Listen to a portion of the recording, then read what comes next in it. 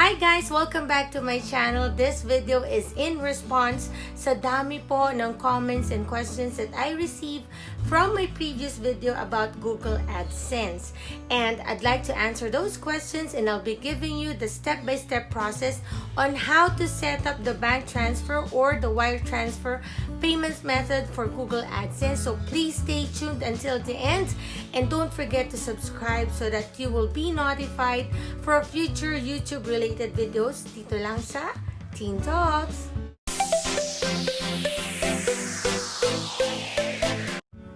Once again, welcome everybody. So for today, I'll be discussing with you the details about the wire transfer or the bank transfer payment method for Google AdSense. Let's start by discussing the 5-step process to set up your bank account for Google AdSense. So you will start by signing up or logging in to Google AdSense. Once on the home page, you have to click Payments, and once on the Payments, click Add Payment Method, and you will see two buttons. One is for wire transfer and the other is for the check option. Of course, we will click on the wire transfer, and you will see a form that you have to fill out. With regards to the form, you have to make sure that you are filling it up correctly and precisely. So you have to put in the name on the account, ano yung pangalan sa bank account, the name of your bank of course, and your account numbers. So make sure the account numbers is correct. Please do not be confused with your card numbers and your account number. Yun pong mga number na nakasulat sa ating debit card, ATM card, or credit card, those are 16-digit numbers, and that's what you call your card numbers. Hindi po yun ang account number. That's not your account number. You would be able to get your account numbers from your branch. Pumunta ka po sa bank mo, sa branch, and you ask them for your account number. Now, having the correct account number, fill up the form. You have to confirm it twice. You don't need to include the hyphens or the dash lines. All you have to do is input the numbers only for the account number. After inputting the correct account number and confirming it twice, you have to input next your bank SWIFTBIC. Now, what is the SWIFTBIC? It is your bank's international address, because you will be having an international wire transfer. So, kailangan yung bank na gagamitin nyo po accepts international wire transfer or international remittance. And to confirm if tumatanggap sila nun, they should have a SWIFTBIC. Again, you need to make sure that your bank has a SWIFTBIC. Otherwise, hindi mo siya pwedeng gamitin for this payment method. To get your bank SWIFTBIC, all you have to do is just search it online. Here is a sample list of Philippine banks and their SWIFTBIC codes that I found in Google. Once you got your bank SWIFTBIC, just fill it up. And for the last two informations, you don't need that for the Philippines because we don't need intermediary banks and FFC anymore. These two details is only applicable for other countries. Once all the details are complete, just submit it, and all you have to do is wait for a confirmation from Google AdSense. And if you encounter an error upon submission, all you have to do is just to retype again your account number, because most probably there has been an error or it's not the same as the one that you confirm. Now submit it again, and once it pushed through, again just wait for a few hours for your status to be refreshed. If you've already surpassed the $100 payment threshold, good news is you can already get your salary at once after confirming the bank details. So once the details were confirmed, you will receive an email from Google AdSense stating that they've already issued your payment or your salary. Ibig sabihin, pinadala na nila sa bangko mo yung sweldo mo. And all you have to do is wait for at least 24 hours for the bank to process the international remittance. Now, you have to keep in mind that Google AdSense will be sending the money in dollar or in euro currency. So it is our bank that's going to be processing it and exchanging it on our country's currency.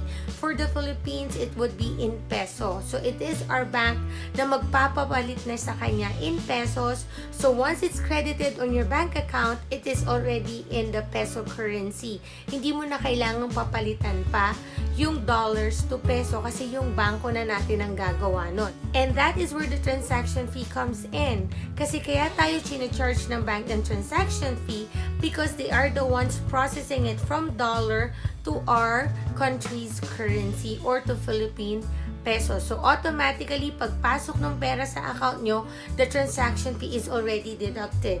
I've already informed this from my previous videos. Normally, for example, for BDO, it's $10 and for BPI, it's $14 transaction fee for international remittance.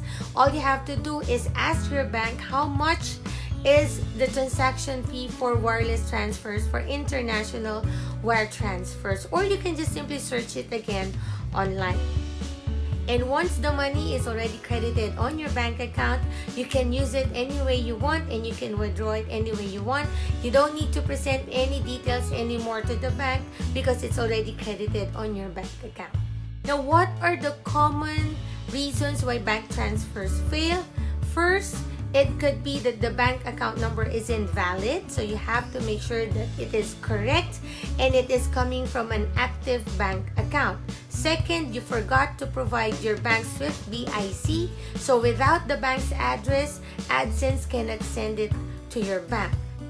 And third, some of the informations that you provided on the form is not matching your bank account details. Ibig sabihin po, baka mali ang spelling ng pangalan or may mali dun sa account number, it's not accurate, so things like that.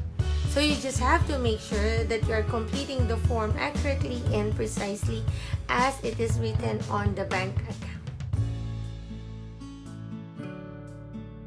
As promised, I will now be answering those commonly asked questions from my previous video. So let's start.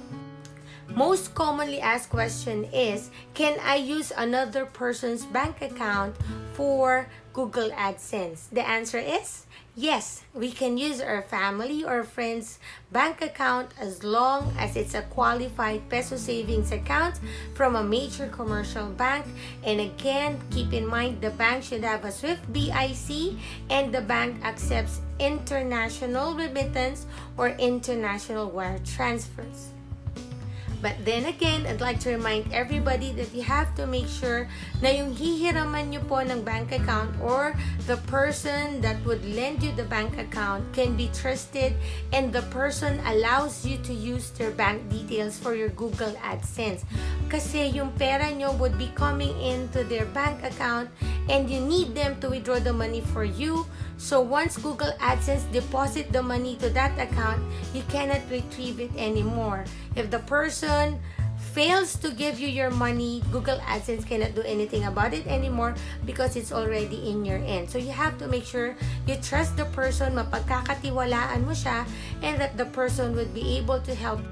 At the end of the day, I would still recommend that you open your own peso savings account kasi if you plan to grow your channel big, of course, in time, your salary would grow bigger as well. So to avoid any problems or conflicts in the future, ngayon pa lang, sa simula pa lang, iset up na natin ang tama. It is your channel, so mas maganda that it comes in your own bank account. So what are the normal requirements to open a bank account? You just need 2 valid IDs to present with the bank. Other questions also is, ano pong klaseng bank account ang pwede kong buksan? You can open a normal savings account. You can open a debit card only account, yung walang passbook. It's okay. You don't need the passbook.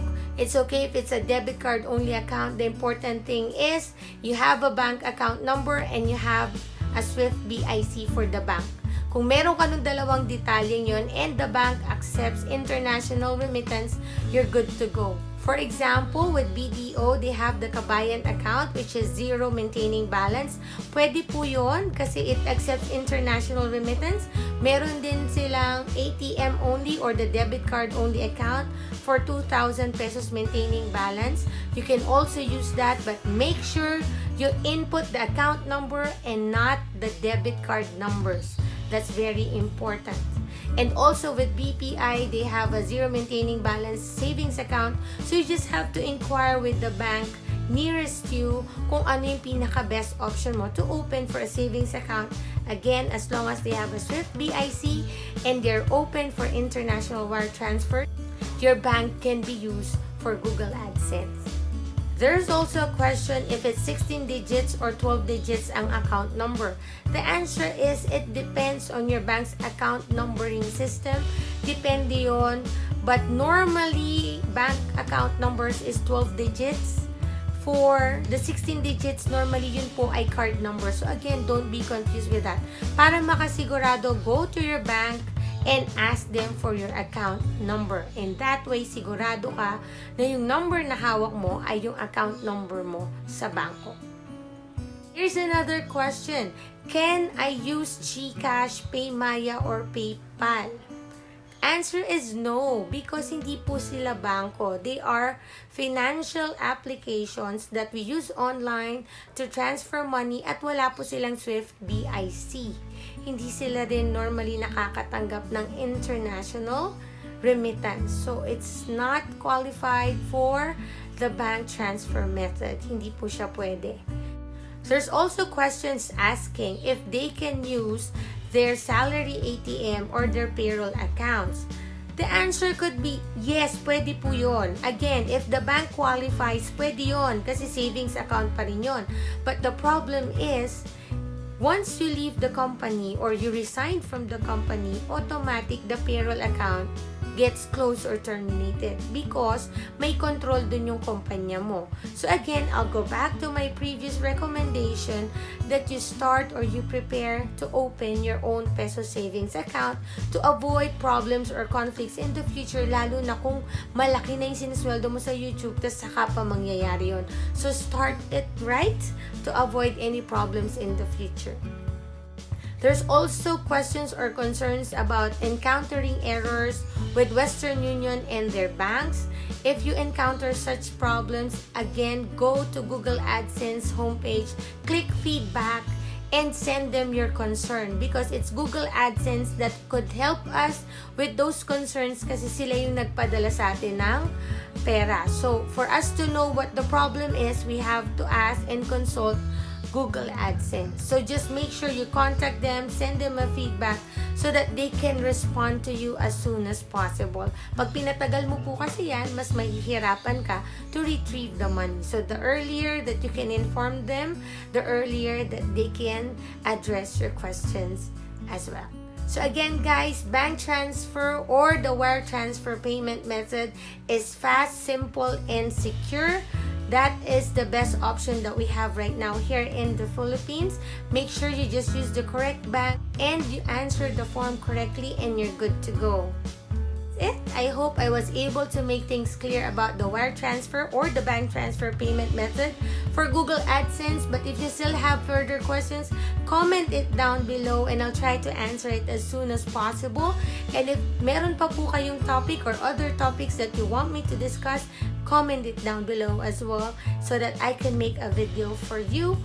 You can also join me on my live streamings every 11 p.m. Philippine time and you can ask me directly about your concerns and I'll be more than happy to assist you and answer you and give you my support. Don't forget to hit the like, share, and of course the subscribe button and hit that notification bell so that you'll be notified for future videos about YouTube and other vlogs from Teen Talks. Bye guys!